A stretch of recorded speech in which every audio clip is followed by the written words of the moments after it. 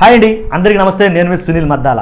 Home minister గారు ఎవరైతే అనితి గారు ఉన్నారో హోమ్ మినిస్టర్ గారు మాట్లాడిన కొన్ని మాటలు, అంటే ప్రెస్ మీట్లో మాట్లాడిన కొన్ని నర్మగర్భమైనటువంటి కొన్ని విషయాలను అయితే కనుక మీతో పంచుకోవాలని మీ ముందుకు వచ్చానండి. ఏంటంటే ఏం లేదండి, వైఎస్ఆర్సీపీ ప్రభుత్వం అధికారంలో ఉండగా సచివాలయాలతో పాటు కొన్ని ఏదైతే పోలీస్ స్టేషన్లు కూడా తాకట్టు పెట్టారు, విశాఖపట్నం సిపి ఆఫీస్ ఏదైతే ఉందో అది తాకట్టు పెట్టారు అని ఇలాంటి కొన్ని మాటలైతే కనుక మాట్లాడడం జరిగింది. ఎందుకంటే పోలీసు వ్యవస్థని మొత్తం గత ప్రభుత్వం నిర్వీర్యం చేసేసింది. పోలీసులు అన్న వాళ్ళకి అసలు వాళ్ళు చేయాల్సిన పనేంటో కూడా తెలియకుండా పోయింది. వాళ్ళు కూడా వ్యవస్థతో పాటు వాళ్ళు కూడా నిర్వీర్యం అయిపోయారు. వాళ్ళ విధులేంటి, వాళ్ళు ఏం చేయాలి ఏంటనేది మేము ఇప్పుడు చెప్తున్నాం. ఇప్పుడే కొంచెం గాడిలో పడుతున్నారు వాళ్ళు అని అయితే కనుక కొన్ని మాటలు అయితే మాట్లాడారండి. ఏం మాట్లాడారు ఏంటి అసలు మొత్తం వివరాలు మీకు చెప్దామని ఈ వీడియో చేస్తున్నా. ఫస్ట్ నాకు మోటివేషన్గా ఉంటుంది, ఒక లైక్ అయితే చేయండి. ఎందుకంటే లైక్ చేయడం ద్వారా నాకు మోటివేషన్గా ఉంటుంది, అలాగే చాలామందికి వీడియో షేర్ అవుతుంది.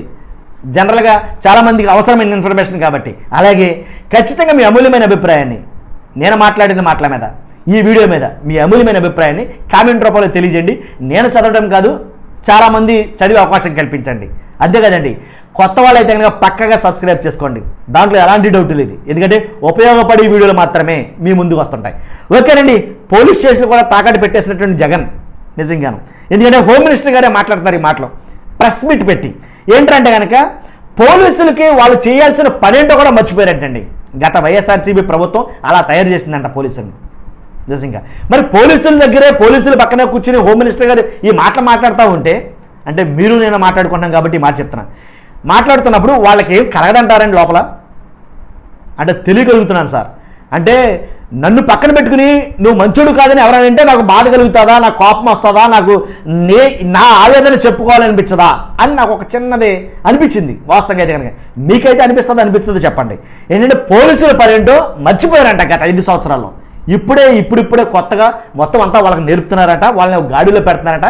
ఇప్పుడిప్పుడే వాళ్ళు ఒక అవేర్నెస్ అనేది కలుగుతుందంట. థ్యాంక్ యూ అండి నిజంగాను. తర్వాత 5 కోట్ల మందికి 50,000 మంది పోలీసులే ఉన్నారు అని తెనుగా. కాబట్టి ఏదైనా ఒక ఇన్సిడెంట్ జరిగినప్పుడు కొంచెం టైం పడుతుంది. అలాగే లా అండ్ ఆర్డర్ విషయంలో కొన్ని ప్రాబ్లమ్స్ అయితే ఉన్నాయి అని అయితే చెప్పడం జరిగింది. ఇప్పుడు కాదండి, హోమ్ మినిస్టర్ గారికి ఏంటంటే ఎప్పటి నుంచో కూడా 5 కోట్ల మందికి 50,000 మంది పోలీసులే ఉన్నారు. గత ప్రభుత్వంలో కూడా అంతే.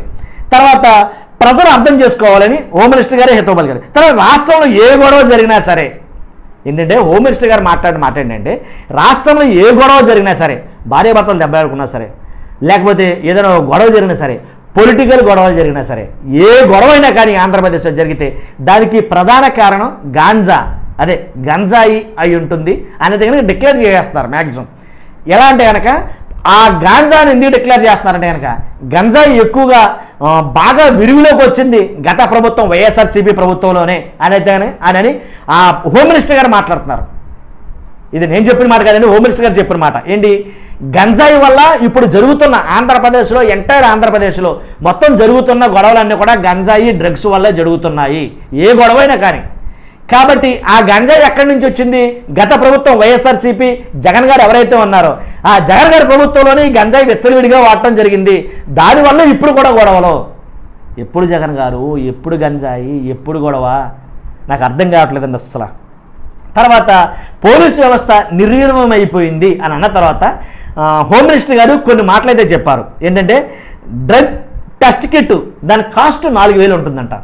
మరి ఎందుకని జగన్ గారు మరీ ఇంత దరిద్రంగా వదిలేశారో నాకైతే తెలియదు. వాస్తవంగా క్షమించాలి చాలామంది నన్ను. ఎందుకంటే 4,000 రూపాయలు కిట్టు కూడా ఖరీచేసే కిట్టు కూడా కొనకుండా వైఎస్ఆర్సీపీ ప్రభుత్వం ఎందుకని పోలీసులను అలా వదిలేసిందో నాకైతే అర్థం కాల, పోలీస్ వ్యవస్థని. కాబట్టి నిజంగా కొనకుండా ఉంటే కనుక అది తప్పేమో మాటకి నన్ను అడిగితే కనుక. తర్వాత ఫింగర్ ప్రింట్ మిషన్లు అనేవి ఉండి అవి లేవు, చంద్రబాబు నాయుడు గారి హయాంలో ఉండి. తర్వాత ఏదైతే డ్రగ్ కిట్ 4,000 రూపాయలు ఖరీదుందో అది చంద్రబాబు నాయుడు గారి హయాంలో ఉండి. ఇప్పుడు ఉన్నటువంటి జగన్ గారు గత ప్రభుత్వంలో అయితే కనుక ఇవి అందుబాటులో లేవు, వాళ్ళకి ఇవ్వలేదని అయితే చెప్పారు. తర్వాత ఏదైతే ఫామ్ ఐడెంటిటీ మిషన్, అంటే మొత్తం అరిచేయి అంతా పెడితే వెంటనే ఏదైనా కేసు జరిగినప్పుడు ఆ అరిచేయి అంతా పెడితే వాడు బ్యాక్గ్రౌండ్ మొత్తం వాడు కేసులు ఉన్నాయా పూర్వపరాలు మొత్తం తెలిసే ఒక మిషన్లు అయితే ఉండి అంట. ఈ చంద్రబాబు నాయుడు గారి హయాంలో ఉండి అంట, జగన్ గారి హయాంలో లేవు. నిజంగా వాస్తవం అయితే కనుక ఇది తప్పే అంటాను నేను, మా మాట లేదు దాంట్లో. తర్వాత పోలీసులకు ఇన్వెస్టిగేషన్ మెయింటెనెన్స్ అమౌంట్ అనేది ఒకటి ఉంటుందంట. కాబట్టి ఆ అమౌంట్ జగన్ గారి హయాంలో, అంటే ఏదైతే నేను యాక్చువల్గా వీటన్నిటి స్టడీ చేసి వీడియో చేద్దామనుకున్నానండి. అసలు ఎంత ఇచ్చారు పోలీసులకి అసలు ఉండేదా లేదు, కానీ టైం లేట్ అవుతుంది, ఆ వీడియో మళ్ళీ లేట్ అయిపోతుంది, డిలే అయిపోతుంది, నాకున్న కారణాల వల్లని చేసేయడం జరుగుతుంది అనమాట.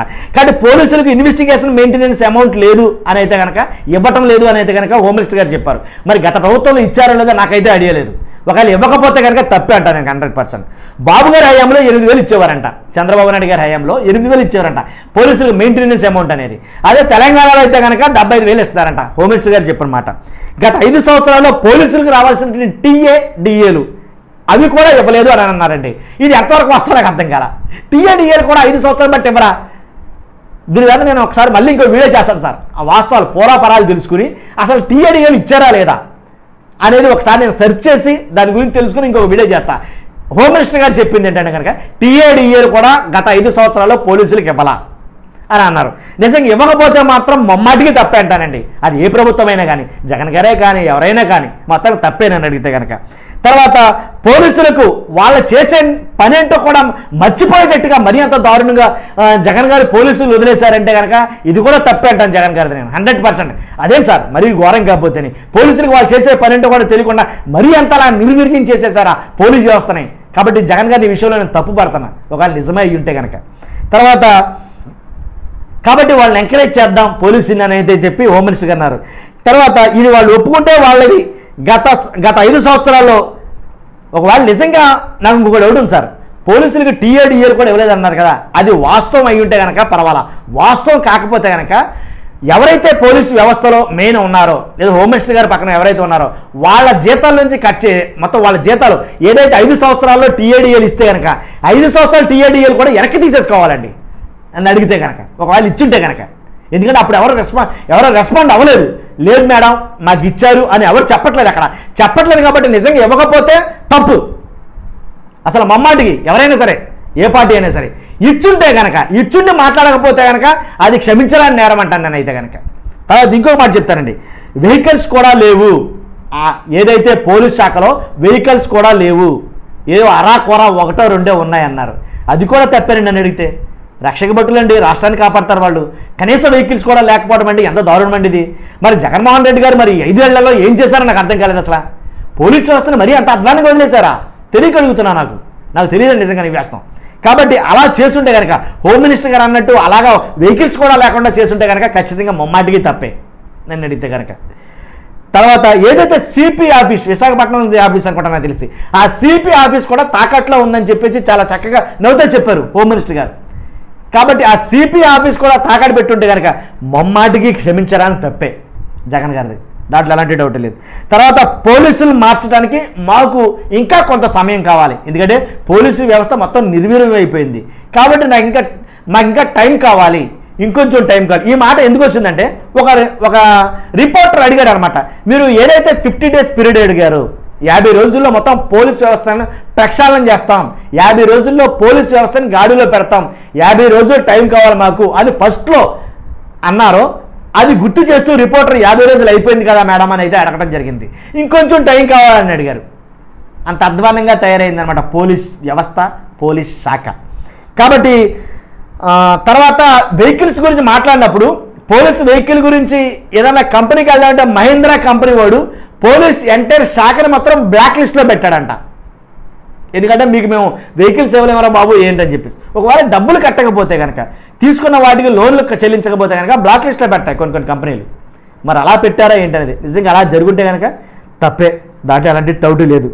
కాబట్టి చూడాలి మరి పోలీసులు నిర్వీర్యమైపోయిన ఈ పోలీస్ శాఖ, పోలీస్ వ్యవస్థ మళ్ళీ గాడిలు పడతాదో లేదో, ఎప్పటికి పడతాదో ఏంటో, దీంట్లో నిజమేంటనేది తెలియాలి. అది నేను అడిగి చూస్తున్న మీరు అందరూ కూడా మర్చిపోవద్దండి. ఖచ్చితంగా మన ఛానల్ అయితే కనుక ఈ వీడియో కోసమైనా లైక్ చేయండి. నిజాలే మీకు తెలిసినవి ఏమంటే కనుక ఖచ్చితంగా కామెంట్ రూపంలో తెలియజేయండి. Thank you very much.